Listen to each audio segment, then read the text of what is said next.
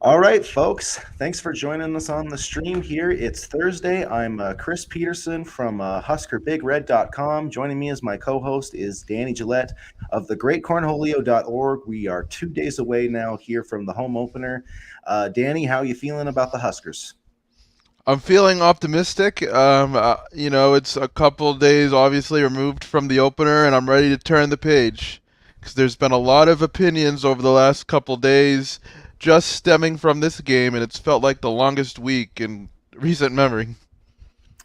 Yeah, it's looking back at it, I guess it would have been nice kind of to, start out with a non-conference opponent, not Northwestern. It would have been maybe it would have been nice to get some confidence up, but hopefully, North Dakota will be that confidence, building game this week. But I definitely, we're going to talk about some keys for Nebraska in this matchup, against an FCS opponent in North Dakota from the Missouri Valley Conference. So it's not like a big name, but there's some legitimate programs, in that conference. And North Dakota was 5-6 last season, but they're gonna make this a competitive game if Nebraska's not careful. So I would say like a big key is Nebraska being focused in this matchup. But what are some of your kind of early thoughts on what Nebraska needs to do this week? Get better penetration on the defensive line, more specifically the pass rush. Eric Shenander talked about it a little bit yesterday. He said that's something that they really need to clean up, and I know the fans will probably say, well, no crap. But at least the coaching staff acknowledged that it was an issue, and, I'm really.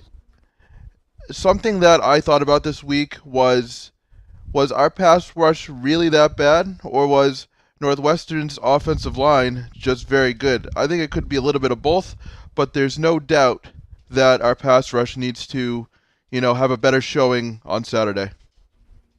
Yeah, I mean, I think Northwestern does have a good offensive line. I think Pat Fitzgerald, I believe, said he thought it was one of his best offensive lines ever, but I still was disappointed in I don't think I saw Garrett Nelson, win like a single pass rush matchup. I mean, I'm not saying I rewatched the film closely because I didn't want to, but I just don't remember, him ever really doing a whole lot. So, yeah, I would expect the pass rush to do better this week because, I mean, if Nebraska can't win in the trenches against North Dakota, it's going to be a long season. Let's just say that. And it's also one of those things where the coaches are gonna, I unfortunately heard it a lot this week where they said they didn't notice, guys fatigued, or they didn't notice, some glaring mistakes, and people were getting upset like, oh well, they should notice this and blah blah blah. They're not gonna throw their players under the bus no matter what, even if they do notice. This is not the type of staff to just call out players or call out poor effort to the media. So what they say in the media and what's happening at practice could potentially be two different things. Yeah, I mean, there's definitely going to be some corrections, Yeah. happening. I mean, the what happened on Saturday, I think, especially on the defensive side of the ball, it's inexcusable, and the defense has to get better. I mean, that just, you give up almost five. You had two running backs that were averaging 4.9 yards per carry, and it's not like before the season everyone in the was like, oh, look at these Northwestern, this is one of the best tandems in the country. I mean, what's Michigan going to do to Nebraska? You know what I mean? Or Mm. with Braylon Allen, how many yards is he going to run for? So that's what these guys got to get tougher, and I think there needs to be some lineup changes. Devin Drew needs to start, and he needs to play more. Stephon Wynn needs to start. Ty Robinson, but Feast, he needs to see less time, in my opinion. Yeah, and they talked about some lineup changes this week. I think Shenander talked yesterday about trying to put in Devin Drew and win in a little bit more. And again, it's kind of like, well, yeah, that's why you brought these guys to the program so they could play. But, the defensive line really needs some work, particularly in the running game and defending the running game. And I'm curious to see if, a strong effort potentially on Saturday can help them kind of set the table for the rest of the season, because as you kind of alluded to with Michigan, there are some very strong running games in the Big Ten, and we already saw one in Northwestern. Yeah, North Dakota is not, they're going to try to run the ball. I mean, they're not going to, they do have a pretty accomplished quarterback, and Tommy Schuster, he threw for almost 2,500 yards last season, but only 13 touchdowns. So they do have a solid offense, in terms of passing the football. But this is going to be a running game. They've got they like to run the football. Bo Belquist, he's actually a receiver, but they've got a couple of transfers that they've brought in, and I think that that's going to be where they're going to try to challenge Nebraska, especially after watching, the way that the Cornhuskers really struggled to stop Northwestern last week. Yeah, and 2,500 yards, 13 touchdowns. That to me means that North Dakota puts a focus on running the football in the red zone. And, red zone defense is going to be crucial for this game, I think, because when you think about the struggles that we have had defending the run, and, North Dakota, having the ability to get things done in the red zone, that's going to be an interesting chess match, in my opinion, for Saturday. Yeah, and this is a team. Like you look at the Missouri Valley, they're playing teams like North Dakota State, who certainly knows how to run the football. If you've ever watched them at all, FCS football, Northern Iowa. So they're not a stranger to big physical teams. So I don't think they're going to be. Nebraska should be able to win the matchup in the trenches, but I don't think that North Dakota is going to be like intimidated at all by this matchup. Maybe Memorial Stadium, but that I don't think that helps you, outside of like the first, maybe to the start of the game or something. Once it gets into the game, and once especially if you allow a team like North Dakota to build some confidence, that's when I think you could have some issues. But I don't know. What do you just first impressions? Do you, if you're looking at it like Nebraska's going to win by 20, it's going to be a competitive game. Like, what's your first impression on how this game's going to go? I think it's going to be a bit of a feeling out process, similar to the Northwestern game, just because I feel like there's still a lot of unanswered questions on the defensive side of the football. I don't think they will be as magnified as, when we played Northwestern, but I do think North Dakota is going to give us a nice challenge. Everybody, well, not I shouldn't say everybody, but a lot of people are chalking up this North Dakota team as an easy win. I don't think that's going to be the case. I think they're going to come in ready to play, ready to fight. They have nothing to lose, and this is a team that fell just short of making the FCS playoffs last year. So, I think this is going to be a good game. I don't think it's going to be necessarily a 75 to nothing blowout, but I do hope that Nebraska can get some cushion offensively. In particular, on the offense, real quick. I know I like to go on these rants, but I'd love to see a complete game from the offense. One of the things that I read this week was that Mark Whipple talked about finishing. Finish was the big word in this week's practices, and I think honestly that's a great word. We didn't really see a ton of offense in the second half, so I'd love to see carryover offensively in the second half and try to see more of what we saw in the first two quarters last week.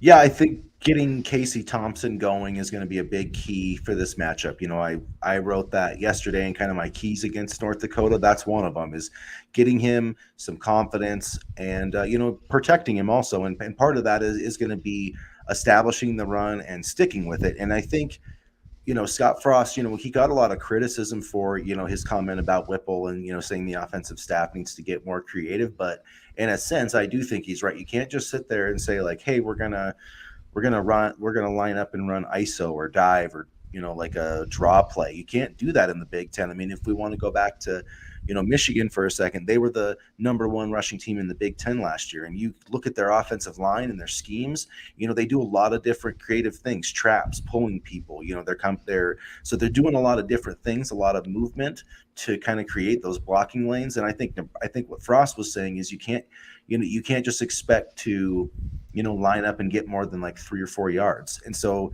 when you're sitting there, if you're not going to run on first down, so you throw an incompletion on first down and then you're kind of running just to get yourself a manageable third down. That's just not really a sustainable way to run offense. And that's how Nebraska was all last year, because there were so many negative first down plays. So that's something they really need to avoid. So I would like to see some more.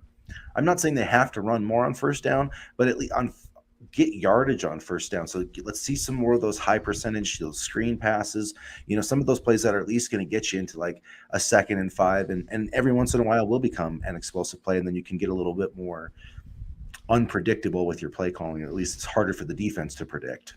After having like a week to think about it, I wasn't a fan of Scott Frost's comments initially after the game, but the more I thought about it and the more I thought about it with a clear head, it made a little bit more sense to me. I think creative play calling is something that's going to be important for Nebraska.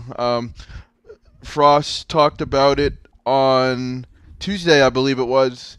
When I kind of wrote about this, he kind of alluded to the fact that maybe he would have run with Logan Smothers a little bit more in terms of kind of mixing up the play calling and the predictability on that level. But I would just be interested to see if they bring in Smothers as sort of like a gadget player. But my only thing with this, and I'll get your opinion on this, is that if they bring in Smothers, that means to me that the defense knows what's coming as well.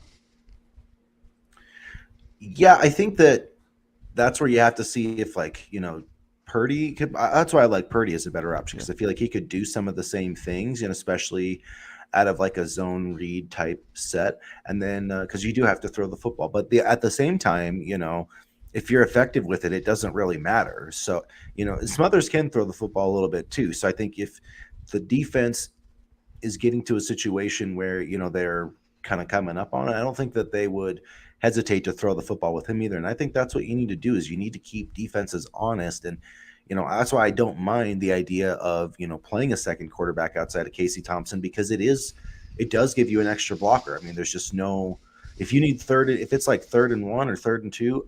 I'd almost, if you have a running quarterback, I'd almost rather just like Adrian Peterson. That was one thing I didn't mind about Adrian Peterson. It's just I don't want to have to do that 15 times with Casey Thompson.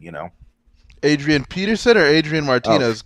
Adrian Because if we had Martinez. Yeah. Adrian Peterson, we would be ranking in national championships right now. But no, I think that you're right. And for me, I want to see a complete effort in terms of run blocking on the offensive line's part. I thought they did, a decent job in pass protection, all things considered. And yes, I know we've kind of set the bar a little bit low for the line, but I thought they did a decent job in pass protection. It's run blocking that I want to see them really kind of play a complete game with because if they can, run block and create lanes and holes, that'll make things easier for running backs, which will lead to a more balanced offense. And also, frankly, I think that Casey Thompson needs to make better decisions with the ball. I mean, there was, um, some film and, I don't remember which account or whatever. So sorry about that. But, I saw somewhere Casey Thompson had Anthony Grant wide open in the flat. And if he just would have dumped it to him, he probably gets 10, 15 yards. So I think he fell in love a little bit after, kind of that first drive and they went down the field. I think they fell in love with the going down the field a little too much. And sometimes you just need to get some completion. So, that's on Whipple. He's got to make sure that, his quarterback, he's got to coach him up on that stuff. But that's, we need more of those. And I still don't understand why Ramir Johnson wasn't in the game. I mean, Scott did not mention any type of, not maybe he wouldn't have. Maybe he didn't want it to be a distraction or something. But he basically said that he got stuck between running back and wide receiver. Like, what the hell are you talking about? I don't understand it. He's one of the most dynamic players on this offense, and they didn't give him the ball once. It makes no sense. Well, it's the same problem that they had with a player named Wandale Robinson. I mean, it sounds like Wandale Robinson again, but I mean that just goes back to managing personnel, and that's not something, that Scott Frost led teams have done well. I mean, I hate to, call out players, but I don't want to see, an Oliver Martin on the field in key situations, nor should he be put in that position. He's a good supplementary receiver. And, I want to see playmakers on the field at all times.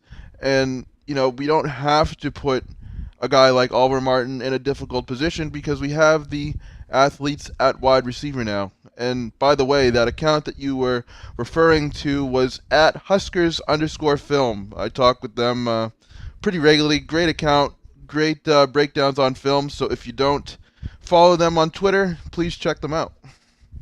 Yeah, they're going to come on with us after the Oklahoma game, and we're going to get into what's going on with Nebraska. That, and that really is going to be when we learn something, because if Nebraska's these next two games, they're kind of in that spot where, like, if you win, you're expected to. If you win a close game, then people are like, what's going on? And if you lose, I think if they lose one of these games, I think it's over. I think Scott Frost, that seals the deal. I don't know if it'll happen right away because of the buyout issue, but I don't think he's coming back if they lose either of these two bye games.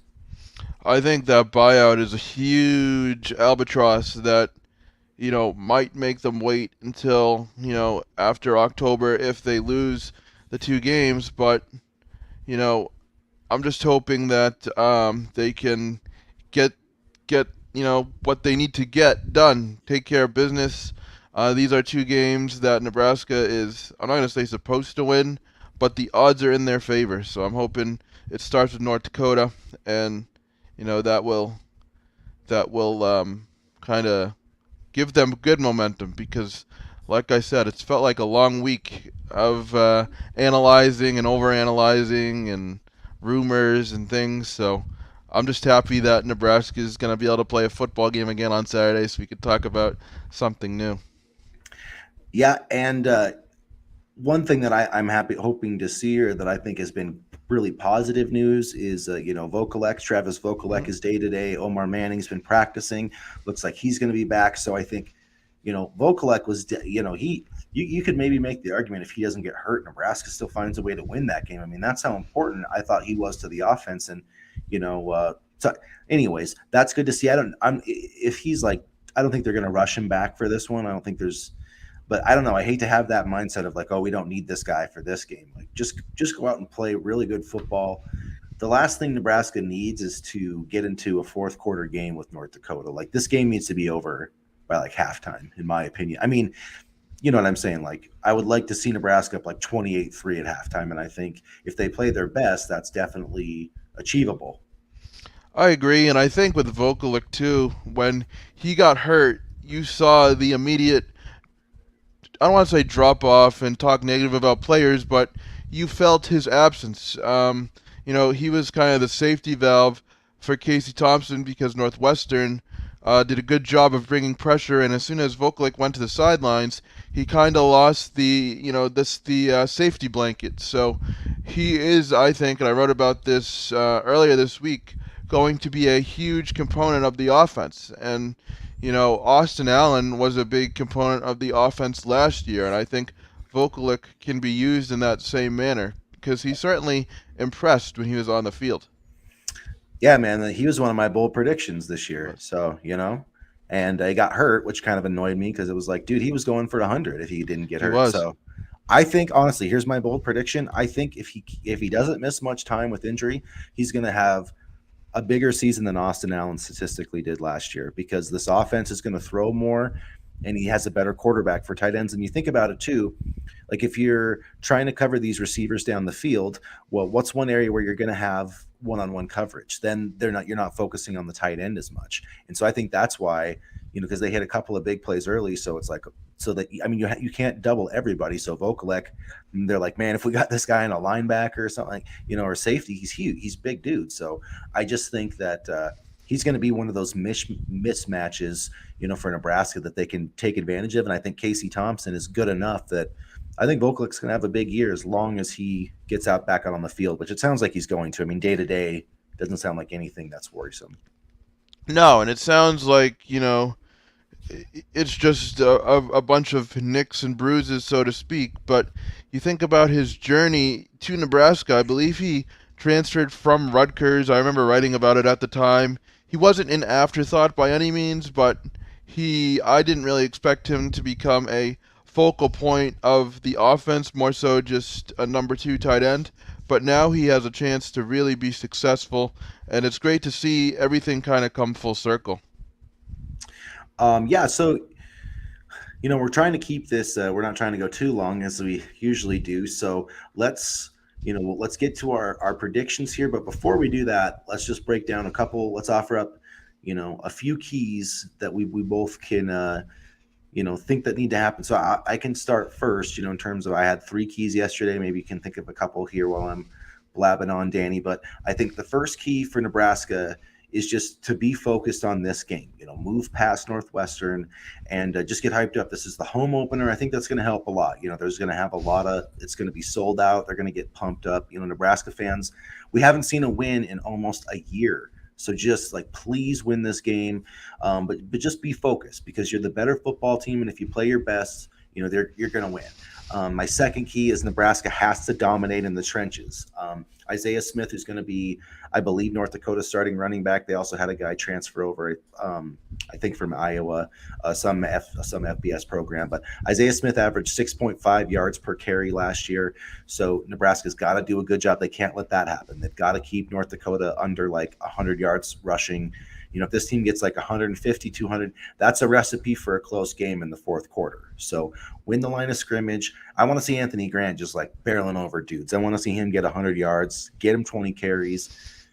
I think that's going to be, and just get this offensive line some confidence. And then the last thing, I think Nebraska has the big advantage at quarterback, and I don't see how, North Dakota is going to have any athletes to stop, Trey Palmer, Omar Manning, Vokalek. So I think we should see like a 300-yard passing game from Casey Thompson, another one, but no mistakes this time.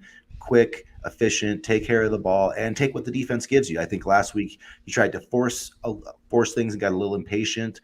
Just trust that you've got the better athletes and just play point guard, man. If you see, Anthony Grant out there open, get him the ball and let him make a juke move, pick up the yards after reception. So those are my three keys. Win the line of scrimmage, be focused on North Dakota, and get Casey Thompson going.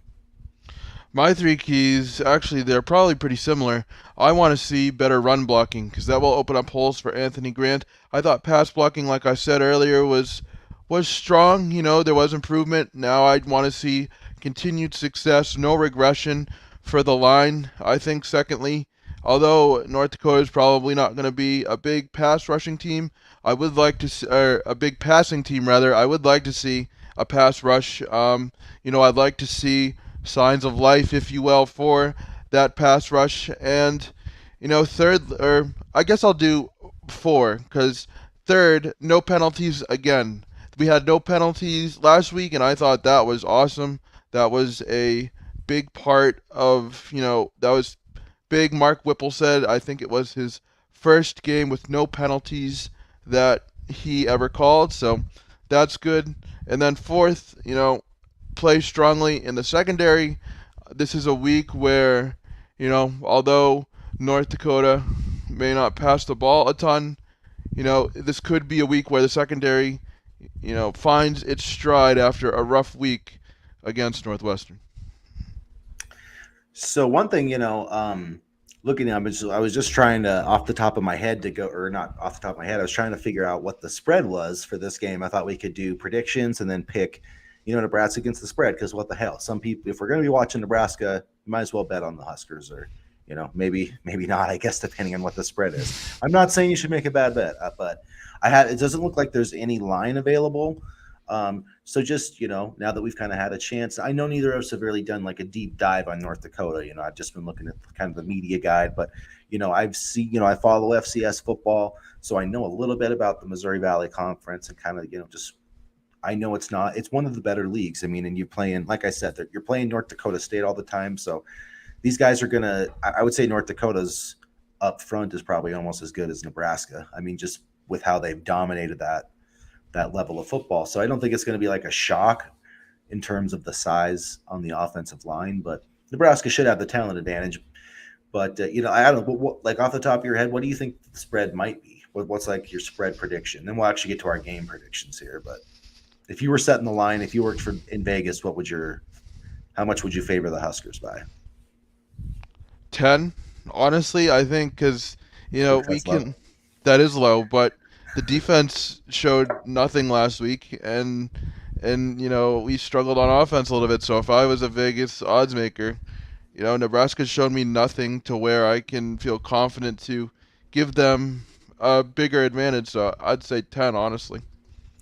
Tennessee, I'm like, I first thought it's like 21-17. So I would say somewhere in there. I would put like 18, 19 points for Nebraska. I think that's fair, man. If I got a spread like North Dakota, I think that would be a fair bet because I could easily see this being like 38-10 or 38-17 somewhere in there, but I could totally see like 27-17 or something if there's turnovers, if North because if I'm North Dakota, like I don't want Casey Thompson to throw the football very much. So I would try to make this like an NFL game, hand the ball off, take the clock down. I don't understand when inferior teams are like, we're going to run the spread and try to run 100 plays. Like, dude, run the clock down. It gives you no advantage to allow a team that's a lot better than you, at least offensively, to run a ton of plays.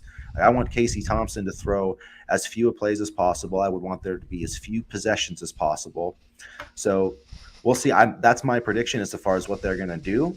And Nebraska needs to be able to stop the run. Otherwise, this is going to be a competitive game, I think.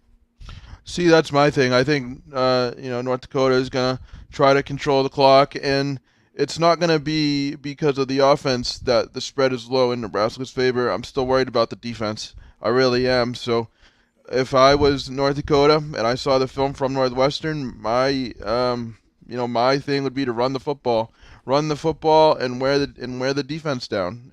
I think this is gonna be a lot closer than we want it to be, but I think Nebraska can pull it off. All right, so let's go. Let's go on record here early with our score predictions. I think we were both wrong last week because we both picked Nebraska. So 0-1, but we're going to come back this week. So Danny, what is your prediction? Nebraska versus North Dakota. Hmm. Let's see. Trying to think.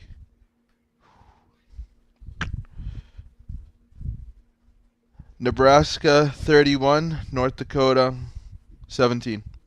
31-17. Okay, 31-17. I'm going to go off the top. I think Nebraska's getting into the 40s this week. I really do. I think Casey Thompson's going to throw a few touchdowns. I think he's going to get 300. Anthony Grant's going to get over 100 yards. Omar Manning, I think, is going to catch a touchdown. He's going to make a couple of big plays. So I think Nebraska's going to roll up 45 points. I'm going to say 6 touchdowns and a field goal. I'm going to say that North Dakota gets 17. So somewhere in there. So 45-17. That's my prediction. What I don't know. We'll see. We'll see who's more right, I guess, come Saturday. But I just see it as a battle for North Dakota, like you said, of controlling the clock, and that's why I don't see Nebraska scoring as many points. I also think this is going to be an opportunity for the coaching staff to maybe put in some new players. They talked about substitutions a little bit more. So, these are two games where you can kind of try things out before you really begin the, tough conference slate as well as Oklahoma. yeah, it's going to be a chance to build some confidence. And man, we haven't won a game since Northwestern last year, so we need to get. Really? Has it been that long? It has been that long. Yep, Wow. seven in a. So Nebraska's lost 7 in a row, and 9 out of 10. And the only win during that stretch was over Northwestern, and they just beat us. So it's kind of running out of reasons to have any sort of faith in Scott Frost. But I said we wouldn't talk about that. So, but one thing I would like to talk about here as we're kind of coming up on the witching hours, we're going to be launching our watch parties this Saturday, Husker Big Red with playback. And it's kind of a new series. It's basically, it's like Twitch for sports. You know, how people play, like to, hang out, play video games. So it's going to be a similar type of thing as, Danny and I, he's in Massachusetts, I'm in Montana. We're Nebraska transplants. We love the Huskers, but, obviously I've been to games. I lived in Nebraska. So, I know what it's like to be in the Sea of Red, but I also know what it's like to, watch a game by myself, essentially. Twitter helps, but this is going to be a chance for all of us to kind of watch and hang out. And playback has some really great technology, so there's no syncing issues. So it's not going to be like Danny's going to see the play first and then I'll see it. So we're going to be able to comment. You can hear our analysis. So it's going to be supposedly like a big sports bar. So I don't know, man. I think it's been pretty fun. A lot of fun, and I promise not to get drunk on stream. So, don't say bar too loudly, or else you might give me some ideas. Hey, it is nobody says that you can't get a little intoxicated, as long as you don't get too, drunk. I mean, frankly, I think there's not an alcohol, there's no, what's the word, blood alcohol limit level. There's no restriction. So if you want to get tuned and watch, Nebraska with Husker Big Red and Great Cornholio, then all for it, man. It's free country. This could be a game with a happy hangover, let's hope. Crossing our fingers. We've used that phrase a lot. Happy hangover. Let's hope it starts this Saturday. I hope so. Yeah, so you'll be we'll be sharing the links on Twitter, but yeah, it should be a happy hangover. Although it's like winning a preseason game. I hate to say that. I know that's probably going to piss off some North Dakota fans if they see this, but it's like I don't know. It's like a competitive friendly if people follow soccer. It's like you can't lose this game, but you get nothing out of winning it except you get closer to a bowl eligibility, I At guess. this point, I think that means a lot to us. I mean, I don't think we can really be too picky about who we win against at this Yeah. point. Well, Uh, people I think are looking at Georgia Southern like, oh, they're not like this is a team that won. I'm pretty sure I know they've been one of the better FCS teams, and I believe they're in FBS now. I think they're an independent or maybe yeah. they've probably been in the Sun Belt for like 4 years. I don't know, man, but I know that they're not an easy team to beat. So like we got to be sharp these 2 weeks and just go kick some ass. Just go kick some ass, and let's go into Oklahoma at least like feeling good about ourselves. At this point, we can't be picky about wins, considering we haven't won in almost a year. So, That's brutal, man. When I was growing up, so I lived in Hastings, Nebraska from like 92 to 95, 91 to 95 and that so like the glory years of the Huskers. So like 93, they lost one game which was the national championship on a field goal. 94 didn't lose any. 95 didn't lose any. 96 lost two, still won the Orange Bowl. 97 didn't lose any. 98 they actually went 9-4 and that was like a travesty. 99, 12 and 1. So 2000, 11 and 2. The next year, I think they were 11 and 2. So it's like they've lost more games in the last 11 months than like my first 8 years as a Nebraska fan. and I was born in '95, so I remember more of the Eric Crouch era. But boy, it's a really interesting juxtaposition when you really think about it, isn't it? Yeah, it's crazy. It's like I knew Nebraska wasn't always going to win like 10, win the championships and stuff. And this would be a topic for another day. But like Frank Solich getting fired and then Bo Pelini. But I never thought this program would be where it is now, especially after Pelini kind of rectified it. But Mike Riley was an absolute dumbass. I mean, he was horrible. I'm sorry. I know he won 9 games one year. He was a nice guy, but that's why I don't want another nice guy, man. That's why if Scott doesn't work out, I'm going to say it. I'm all on the Urban Meyer train. I don't care. I hate the guy. I absolutely hate his guts. As a Big Ten follower, I think he's human. I think, frankly, as a human being, he's garbage, but he knows how to win. I guarantee you, he would crank out 10-win seasons at Nebraska like it's absolutely nothing. And even if he like faked a heart attack after 4 years, the infrastructure that he would build would be so much better than it is right now. But knowing us, we would tear that infrastructure down just as quickly. Probably, I mean, you still have to not mess up the next hire if you got him. But, anyways, we'll talk about that another day. I know that's like a lot of Nebraska fans not want nothing to do with him. And like when I heard him on the Dan Patrick show and I know Dan Patrick's just quoting some source, we have no idea who it is, but that got me excited that he was like, watch out for Urban and Nebraska because You can count it's me as one of the people that absolutely want nothing to do with him. He can go fake a heart attack somewhere else because especially after what he did in Jacksonville, like that's not exactly making me wanna jump through hoops for Urban. But we I can. mean, I get it, but like I think about Steve Spurrier. Like he was horrible at Washington and he wanted to go back to college football, so he went back to South Carolina, which was basically almost like Vanderbilt. I mean, they were horrible in the SEC and he won 11 games 3 years in a row. So like I don't know. I know Urban did a bunch of crap, but like here's my thing is people have keep throwing out Luke Fickle. Luke Fickle is not coming to Nebraska. He's not even going to consider it. Don't even call him. It's a waste of time. Matt Good Campbell's coach. Matt Campbell, not coming. Sorry, it's not going to happen. I want him. Not going to. Someone put out Dave Aranda. If Dave Aranda wanted to go somewhere, he would have went to LSU. Ain't coming to Nebraska. Get that out of your head. No chance. Like Dabo Sweeney, I You're saw that not. one the other day and I was Yeah, cracking up. frankly the realistic candidate's Jim Leonard from Wisconsin, and I think that's going to be tough because he probably is just waiting for Paul Chryst to leave. I think Jason Candle from Toledo is the best option in terms of actual and Jamie Chadwell, but get somebody that can recruit in the Big Ten and in the state of Ohio, please. It worked out pretty well with Bo Pelini. So, but like Mark's, people throw out Mark Stoops would be an awesome hire. I think Mark Stoops would be great. He's not leaving Kentucky for Nebraska. Why would he? He spent. I mean, Kentucky right now. Kentucky football is a better job than Nebraska. There's no doubt about it.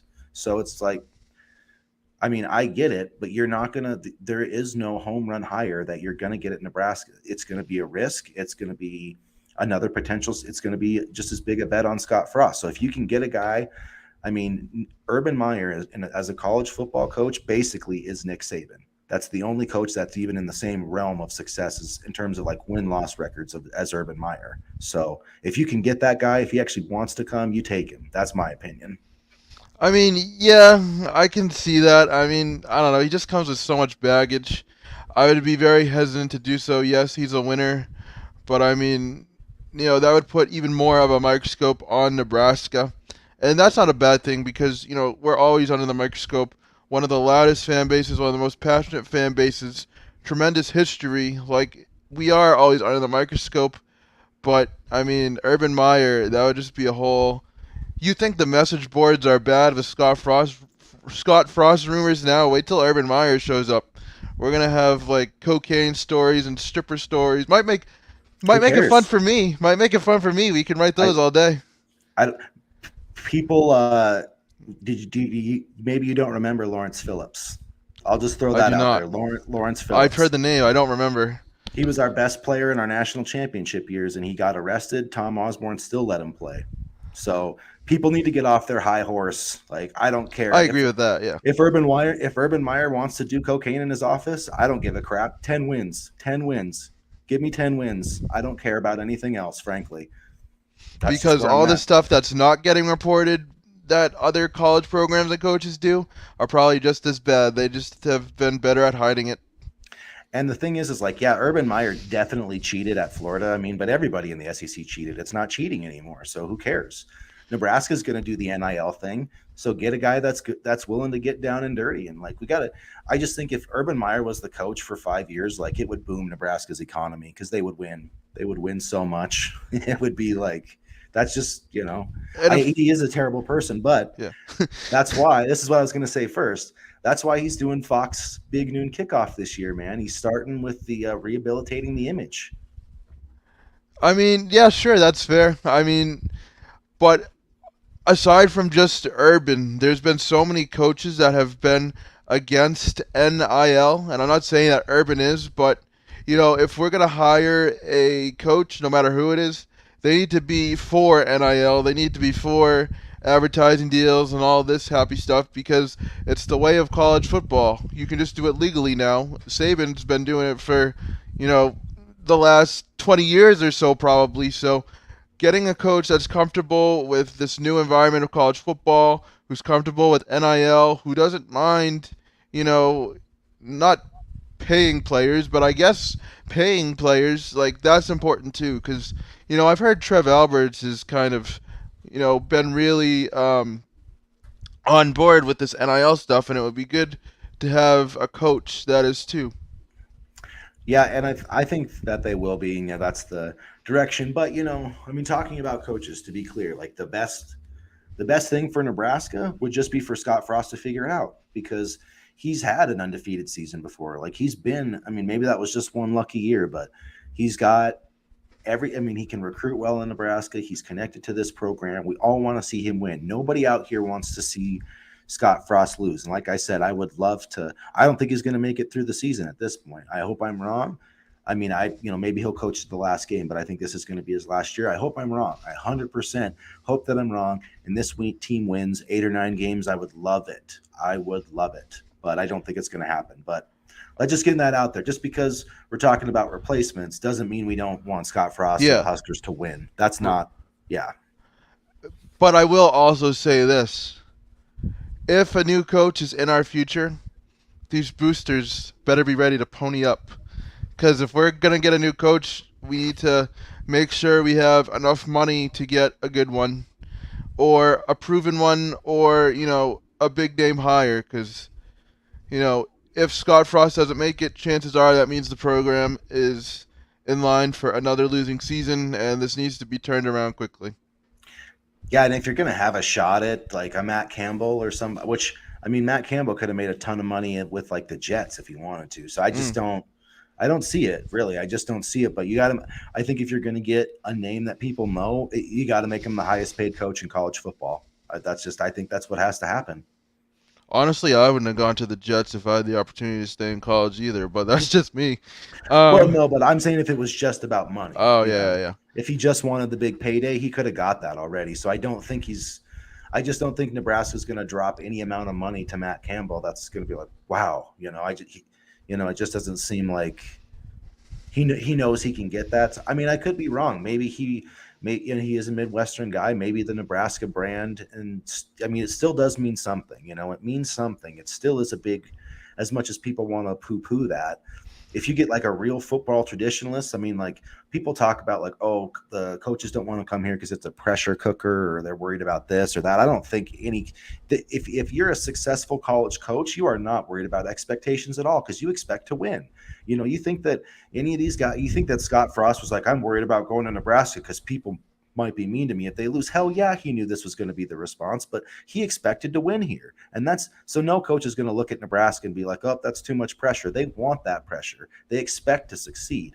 So I don't buy that part of it at all. But I think if they see other jobs, I just think looking at the recruiting aspect of it, the conference that they're in, I think it's not a program where that they know they're going to have to do a lot of work to try to compete with, Michigan, Ohio State, even USC now.